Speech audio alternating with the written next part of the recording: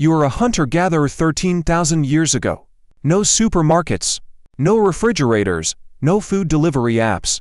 You live in what will eventually become modern Israel, surrounded by a community you genuinely like, which, honestly, is much rarer than we think.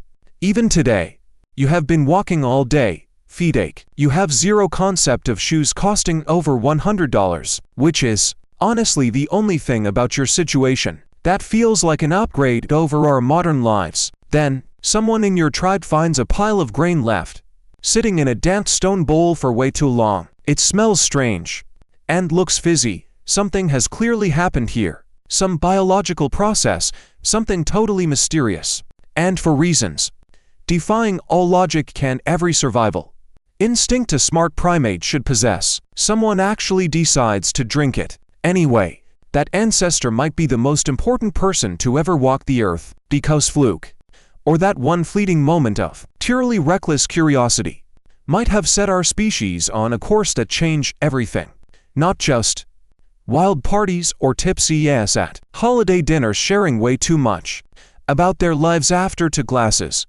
Everything, cities, farming, religion, early writing, the whole framework of human social life as we live it. So, when exactly did our ancestors first taste alcohol? More importantly, why did we ever start? Get ready, because the truth goes much deeper than you might think. And it does not begin with humans, it actually starts with wild monkeys. Let us start with a question that sounds totally absurd at first, but is actually, it is the biggest question we can ask. Were we biologically designed to process alcohol in the first place? See, most animals gulping down ethanol in any real amount will basically just pass out and die, or at least have a miserable, awful time. Their systems just cannot handle it. Their livers go on strike immediately. For almost every creature out there, it is a nightmare somewhere between pure misery and death. But humans, along with our primate cousins, are different. We carry a specific enzyme called the DH4, an alcohol dehydrogenase, which helps us digest ethanol with incredible speed. Our systems are, to a crazy degree, wired to process this exact chemical. Now, here is the mind-blowing part. That changes everything. That enzyme did not appear when we first made wine, or even when farming started. It actually evolved around 10 million years ago. 10 million years. Way before Homo sapiens ever walked the earth, or Homo erectus was around. Long before any creature we would call human was even walking around on this earth. That mutation happened deep inside our ancient evolutionary tree. Right about the time our ancestors started moving from spending all their days up in the treetops to exploring down on the ground.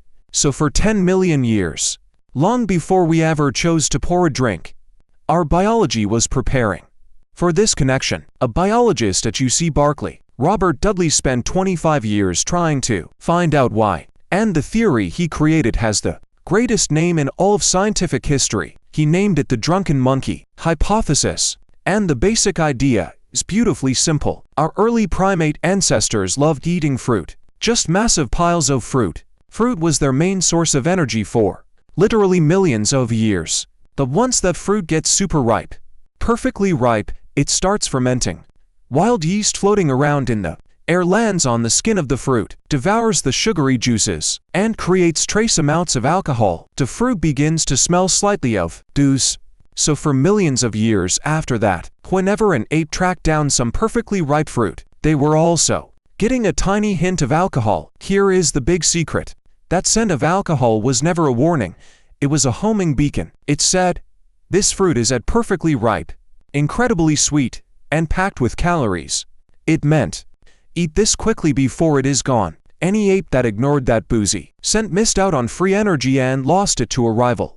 But those who chased the smell, who were drawn to it, who craved that sweet scent, those primates ate way better, survived longer, had plenty of babies, and passed that exact craving down the line, across millions of years. Through the brutal and simple logic of natural selection, a deep love for the smell and taste of alcohol got hardwired into our actual nervous systems. We were basically built by evolution to enjoy the scent of alcohol. So this is no character flaw.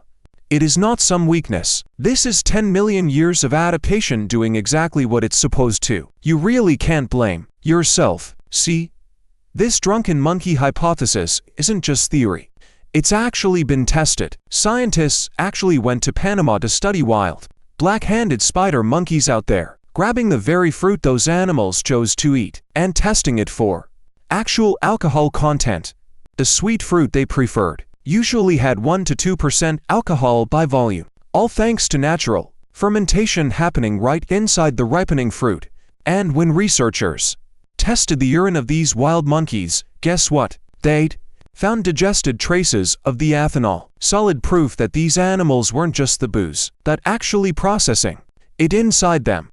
Even more fascinating, a parallel study on chimps living in the Ivory Coast showed their normal daily fruit diet easily gave them the exact equivalent of 1 to 2 full drinks worth of alcohol every single day, without even trying, simply by eating their usual wild snacks. So, your ancient ancestor was basically getting a light buzz in the trees 10 million years ago. And they had zero clue. That craving, that biological drive, that preference, it was all locked in way before any human ever started brewing their own anything. Our deep relationship with alcohol is, as it turns out, incredibly old.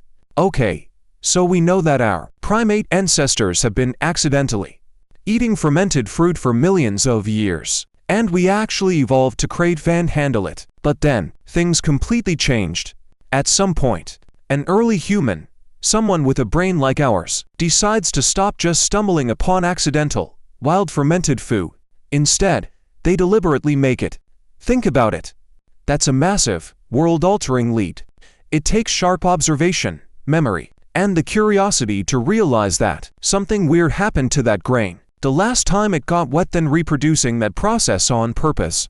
It honestly sounds a lot like actual, modern science. So, when did that spark first happen? The oldest proof of deliberate alcohol brewing is buried deep in an Israeli cave, specifically Reykjavik Cave near modern Haifa. It served as a sacred cemetery for the Natufians, an ancient group of semi-nomadic hunter-gatherers who thrived across the eastern Mediterranean region 15 to 11,500 years ago. They were incredibly sharp, complex people. They buried their loved ones with flowers and kept loyal dogs as companions. The earliest known signs of domesticated dogs actually point right to Natufian culture. These people were far from primitive, not even close, and inside their sacred cave, alongside human bones, scientists discovered massive stone mortar, carved bowls still holding organic residue. After 13,000 long years, when a Stanford-led research team analyzed that ancient, leftover residue, using advanced chemical and microscopic tests, hunting for starch grains and tiny plant fossil remains called phytoliths, the shocking truth they uncovered was undeniable. They were definitely brewing beer. Not wine.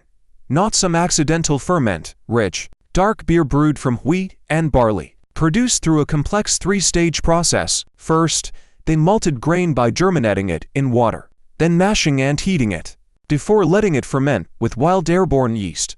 Quite intentional, multi-step and advanced brewing process. 13,000 years ago. Now, here is a mind-blowing detail to melt your brain. This came before agriculture. The Natufians were not farmers. They grew no crops. Instead, they gathered wild grains from the land around them, and rather than eating all of it, they used some to brew beer, doing this deliberately for their dead. And this single fact has fueled one of the most absolutely fascinating debates in modern archaeology. Did humans first settle down and start farming because they wanted reliable grain for bread, or did they want a steady supply of beer? This beer before bread theory, championed most famously by archaeologist Brian Hayden, argues that our desire to brew fermented grain drinks reliably and consistently was likely the major driving force, possibly the primary spark behind the agricultural revolution. Think about it from first principles.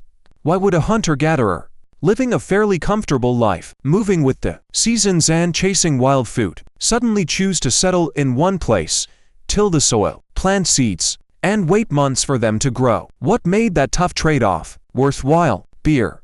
A steady supply of beer. And beyond that beer, the power to produce a reliable surplus of calorie-dense, mildly intoxicating brew that also was actually safer than drinking the local water, a drink shared at warm communal feasts and used to honor their beloved dead, marking the transition from one season to the next during sacred events of human life. That this is deeply controversial. Many modern archaeologists argue that baking bread and nutrition came first, and that beer was just an extension of grain processing already used for daily food.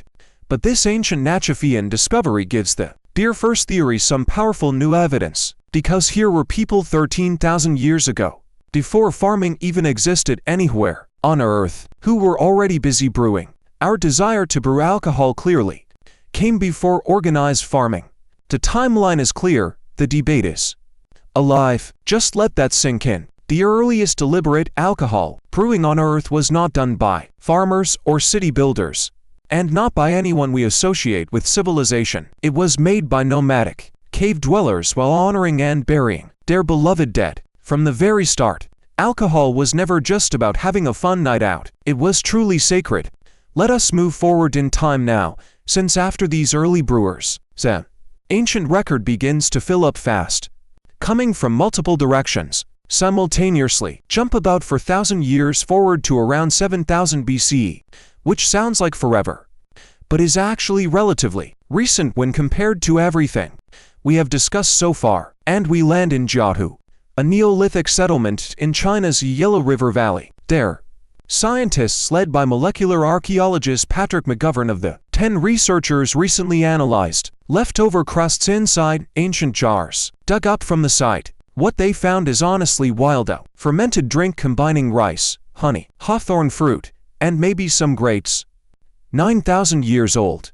You might basically call it an ancient cocktail. Around that same time, over in what is today Georgia, in a tiny village called Gadakri Gora, researchers found proof of winemaking, dating back roughly 8,000 years. Inside giant clay storage pots lay the chemical signs of fermented grapes. This is the oldest verified wine on Earth. Today, Georgians still make wine the ancient way in massive clay vessels called kvavery, buried deep in the ground. And they will tell you, and with total justification, that they invented wine. Honestly, you cannot argue with them. And honestly, why even try? Meanwhile, over in China, at a dig called Jiahu, dating 9,000 years back, scientists found clay pots containing beer brewed from rice and a grain called Job's tares, which still grows across East Asia today. But even more impressively, they also uncovered the very first evidence of mold-based fermentation starters, method using special fungi to break down those complex starches in grain before brewing. This method predates any written recipes of the process by thousands of years. This very technique is the ancestor of the methods we use to make sake, baijiu, Korean makgeolli, and dozens of other traditional East Asian drinks. 9,000 years of unbroken tradition, still running, straight from a Stone Age clay pot to a cold glass on a Tokyo bar table tonight. And what does this massive spread prove? Incredible. These ancient cultures, China, Georgia, the Eastern Mediterranean, had absolutely no contact with one another. They weren't swapping clever tips or recipes. Each of them discovered fermentation completely independently, and they all pulled this off around the exact same prehistoric era, which means brewing wasn't some lucky one-time fluke that slowly spread. Instead, it's something humans, when given grains, fruit, or honey, and enough time and natural curiosity, will inevitably figure out on their own. Every single time, we are, fundamentally, hopelessly obsessed with the brewing process. Now, let's meet the ancient civilization that transformed alcohol from a simple discovery into an organized, bureaucratic system. Mesopotamia, the fertile land between the Tigris and Euphrates rivers in what's now Iraq, the Sumerians, then the Akkadians, and finally, the Babylonians, the actual birthplace of written language. And, funny enough, it's where some of the first texts ever recorded turned out to be about beer. Excavations over at Godin Tepe, in the Zagros Mountains of western Iran, dates ancient beer brewing in this Mesopotamian region back to 3500 BCE. Scientists actually found calcium oxalate a byproduct left from brewing beer, now crystallized and preserved inside these ancient clay jars. This same site also offered up the chemically proven wine traces in the Near East. But Mesopotamia did not just drink. Mesopotamians turned drinking into a massive social and economic institution. Honestly, probably the most Mesopotamian thing imaginable, and honestly, it is brilliant. Sumerian workers got their daily rations of beer as a core part of their pay. This was not casual charity, it was just the system. If you were a worker building a temple, a scribe etching clay tablets, a farmer digging out irrigation ditches, you got beer. Detailed administrative records survived, tracking these daily payouts with the same exact precision a modern accountant brings to a corporate payroll. Everyday average laborers typically received around 2 liters of beer daily. Elite officials and high-ranking bosses got even more. Even the dead were sent off with beer for their trip to the afterlife, because the Sumerians apparently saw no reason why death should stop a perfectly decent daily drink. Beer was cash, beer was wages, beer was faith, beer was medicine, beer was the social glue itself. The Sumerians adored their brew so deeply, so sincerely, so reverently, that they invented an entire goddess to represent it. Her name was Ninkasi, which translates beautifully as the lady who fills the mouth. She was the daughter of Enki, the creator god, and Ninti, queen of the holy lake. She was a huge deal in the Sumerian pantheon, and her job was not just brewing. It was the whole civilizing power that fermented grain brought. Around 1800 BCE, an unnamed Sumerian poet wrote a sacred hymn in her honor. This ancient hymn to Ninkasi is among the most incredible documents to survive from the ancient world. Sure, it is a religious poem, a deep declaration of love for a goddess, and depending on which experts you ask, it also hides right inside its poetic line something remarkably close to a step-by-step brewing recipe, carved right onto clay tablets. It walks us through malting the grain, to baking it into a special bread called bapir, the lawn soaking, the fermenting, the straining of that final liquid through a woven basket. The whole process has enough detail that back in 1989, a modern American craft brewer named Fritz Maytag, founder of the Anchor Brewing Company in San Francisco, actually tried to brew it. The finished batch was served at the annual meeting of the American Association of Microbrewers, and guests drank it from clay jugs using long straws, as the Sumerians once did. It hit 3.5% alcohol. It reportedly tasted a lot like bubbly champagne mixed with dates. 3,800 years after that hymn was composed, it actually still worked. That is either proof of how precise those ancient Sumerian brewers were, or the incredible power of fermentation as a process. Probably both. Honestly, the Babylonians, who took over and expanded so much of Sumerian culture, took things even further. They wrote down at least 70 different kinds of beer, 70 light ales, dark beers, filtered ones, even beer sweetened with honey, spiced batches, and unique regional styles. They had a whole map of fermented drinks at a time when most of the world population was still just organizing itself into those first farming villages. And then, and here is the part that genuinely cracks me up every single time, the Code of Hammurabi, one of the oldest surviving legal codes in all human history, dating back to 1754 BC, had strict rules about beer. Like, the minimum quality standards taverns had to meet, plus the pricing for different grades of brew, and what happened to tavern owners caught watering down the drinks. If you watered down beer in ancient Babylon, the punishment was getting thrown right into the river. Our first great written law code included consumer protection rules for alcohol quality. We have, as a species, always known what matters. Egypt deserves its own chapter here, because those ancient Egyptians were doing something a bit different, and frankly, way more interesting. Ancient Egyptians drank both beer and wine, and were totally central to their religion and daily lives. The builders of the pyramids, not slaves, as decades of research has now proven, actually received daily rations of bread and beer as the absolute core of their diet and their paycheck. This Egyptian brew, made from emmer wheat, was thick, nutritious, and low in alcohol by our standards. In a world where now water carried deadly pathogens, a fermented drink with natural, germ-killing properties was honestly much safer to Drink.